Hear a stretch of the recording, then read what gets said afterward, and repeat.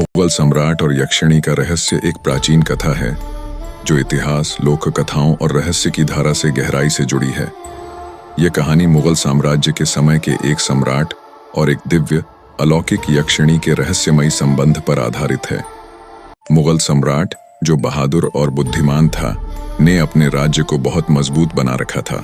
उसके दरबार में कई तरह की दुर्लभ वस्तुएं, अनगिनत खजाने और अनोखी जड़ी बूटियां थीं। सम्राट की रुचि रहस्यमयी शक्तियों और अलौकिक तत्वों में भी थी, जिनका जिक्र प्राचीन ग्रंथों में मिलता है।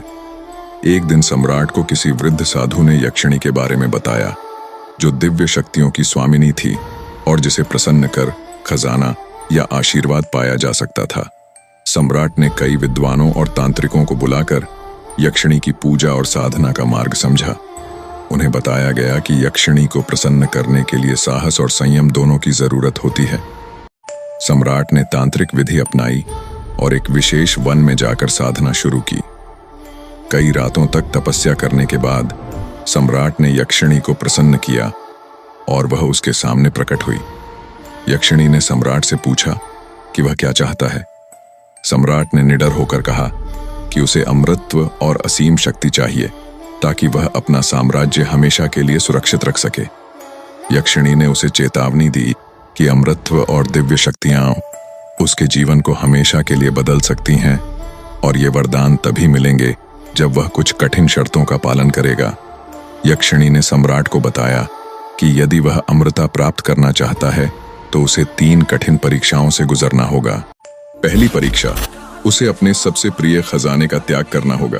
दूसरी परीक्षा, अपने राज्य की भलाई के लिए सबसे कठिन निर्णय लेना होगा, चाहे उसका हृदय कितना भी टूट जाए।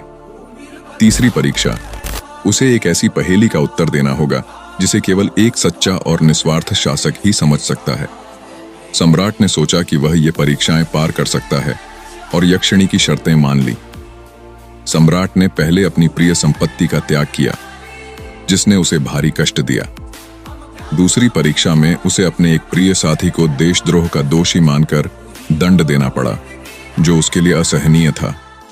तीसरी परीक्षा में यक्षिणी ने सम्राट से एक गूढ़ प्रश्न पूछा, जिसका उत्तर देने के लिए न केवल बुद्धि बल्कि आत्मिक ज्ञान की आवश्यकता थी।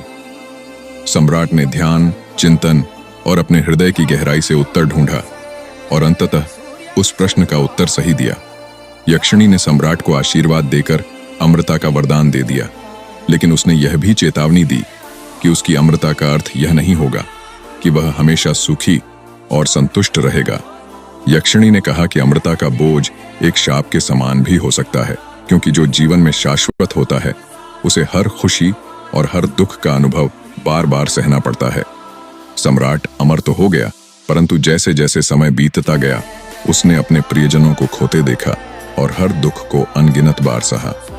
उसकी शक्ति बढ़ती गई, परंतु उसके जीवन में अकेलापन और वेदना भी गहराते गए।